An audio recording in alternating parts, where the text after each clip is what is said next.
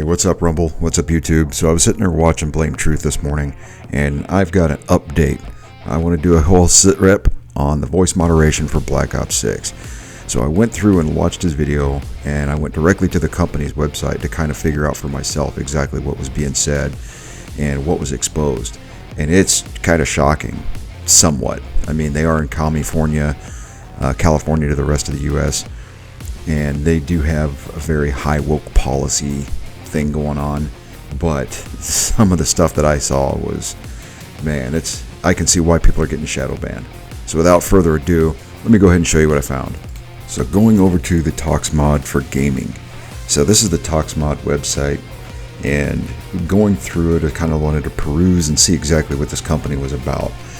And they do voice moderation, not just for gaming, but for other resources as well. So here's a list of their gamings that they've got this employed in, and there's Call of Duty. Look at that. Grand Theft Auto Online as well. So they've got their fingers pretty much into the gaming community. And here's the 6 little nuggets that they like to broadcast.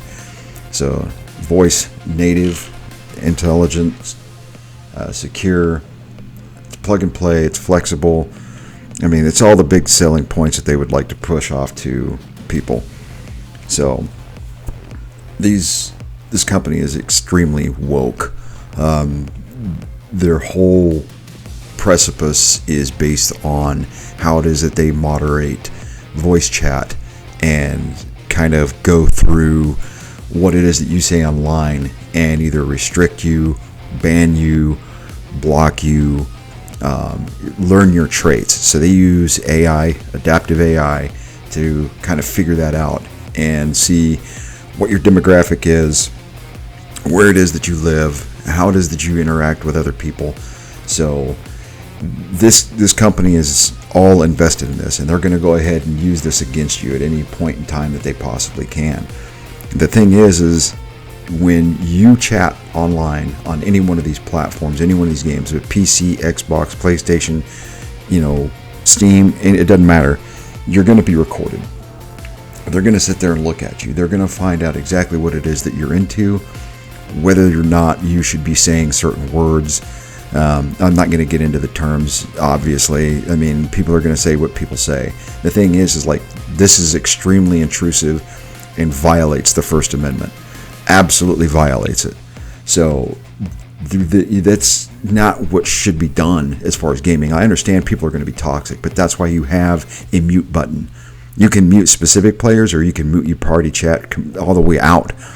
I try not to even get involved in party chats anymore unless I'm talking to specific people that I'm friends with and we're in our own group on Xbox and not in chat in the game. And I try to tell people don't go in there because they're going to get you banned. They're going to go after you. They're just going to target you. And if little Johnny doesn't like what you've said, he's going to ban you. He's going to report you. And that's just how it goes. Now here we have the ethics page directly linked on their website. Modulate is a tech company, and that means that our lifeblood is innovation, doing something new and powerful that changes the world in a material way. Kind of doesn't really mean much. Too often, tough companies prioritize this innovation above all else and forget that their original goal was to take care of people. Move fast and break things isn't exactly a guiding light for worries about unintended consequences. Don't be evil might have gotten closer for a time, but it's still too loose, permitting wide debates about what constitutes evil, all while forgetting that the road to hell can be traveled just as easily by good intentions. See, hyperbole and bullshit. So this analogy of trying to force someone into morality is not what a company should be doing. First and foremost, I don't need to prescribe to your morality. As a soldier, I have certain moral values that I hold dear to myself, and I don't expect anyone else to be a component of those. I'm not going to force them on anyone else. You shouldn't be forcing it on anyone else.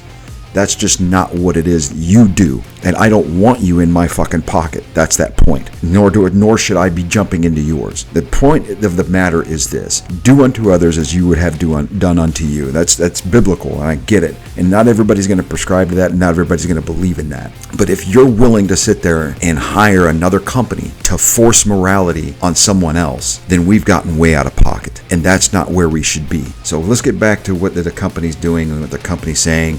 I'll get off my high horse for a second. And directly from their website. Perhaps less straightforward, though, is our net impact value.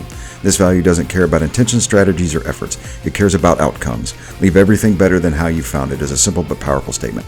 The quote's pretty good, but look at the previous sentence. It cares about outcomes. So here we go talking about equity versus equality. Equity says that everybody should have an equal outcome. Equity says everybody should have an equal chance at an outcome. So let's go ahead and say that if everyone is given the same opportunity, they should come up with the same outcome. No, that's going to be based on your merit, how much effort you put into it.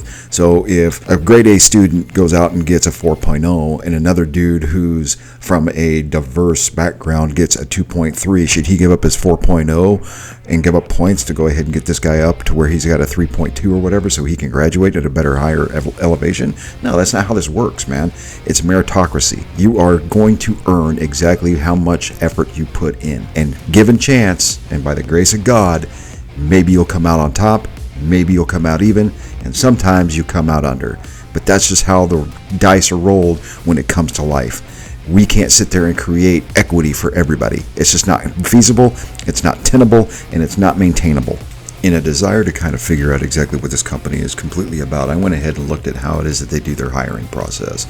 So under their team, they have a paragraph that kind of expresses how it is that they do their hiring process, and of course it's devoid of any type of particular thing such as language or demographic info or anything like that. Use voiceware systems to kind of figure out exactly who it is that they want to hire. But if you look at the specific part down there at the very bottom paragraph, once a candidate reaches the final interview stage, we will ask them for their name and pronouns. Pronouns? Really? Nothing screams DEI more than that. And it continues on, and team members will meet them directly. But at this stage, we will use a structured rubric to ensure we're assessing each candidate along the same dimensions and minimize opportunities for bias to creep back into the process. Okay. Yeah, well, I guess you get what you pay for. All right, so down here in the next paragraph, you're going to see a Dr. Gray. So go ahead and click on this person's bio to find out what's going on here. And very quickly, we run into all the DEI stuff. Look at this. So first and foremost, a couple of the highlights that are in here is the founders, right? So especially recognizing that my co-founder Carter and I are both cis white men who studied physics at MIT and live within a couple of blocks of each other. Okay, what the hell does that have to do with anything? And right above that, it goes into considerations about the use of the N-word in gaming and who should say it, who can't say it, saying that, black people have taken it as pretty much their own word now. That doesn't matter. If it's bannable for one, it's bannable for all, because you can't tell who's black or white when you're gaming, not unless their camera's active and you're sitting there looking at them. What the hell does that have to do with anything? It just doesn't make any damn sense. A couple of the other key points that I was really wanting to point out in here is the underrepresented demographics. So they really wanted to hone in on black and female players. That's really what they're looking at. Talking about voice moderation to go ahead and elevate these players. So how is it you're going to do that with voice moderation? Or is that just the goal of the company? So I'm trying to understand why it is that Call of Duty or Activision would hire this company at all. I wouldn't even use this company's software, period. I mean, it just feels wrong for me to even be on their website because it just oozes DEI, which doesn't help anybody out. It doesn't even help their company out. And then going into the technology, how it is that they've done their work schedule. So they do a 3-day work schedule with a couple of days where they have to come in a month to the field office or to their office or whatever. If you're one of those Gen Z, hyper woke, hyper liberal, hyper DEI people that just wants everything to be based on equity of outcome versus equality of opportunity, then this is the company for you. Maybe you should go get hired on and find a little corner that you can, to go cry in when everything doesn't go your way. specifically when, somebody that didn't get politically elected that you don't like or you don't follow, and you think that the end of the world is coming because that person is now in charge, when you don't even understand how this country works. There are 3 branches of government for a specific reason. You kind of want to pay attention to that. So I'm going to go ahead and get into the lawsuit that this company is facing. And yeah, if you go woke, you go broke.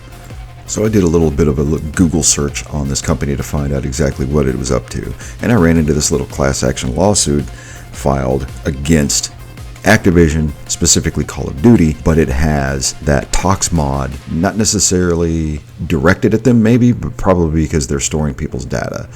So it's going for the data storage that is illegal in the state of Illinois. So they have a act there specifically called the BIPA, or the Biometric Information Privacy Act. So they're claiming that it's collecting and storing voice prints without providing required disclosures and obtaining proper consent. It should be nationwide. I think this act should be absolutely nationwide. So they are going directly after Activision. And look there, ToxMod has been listed.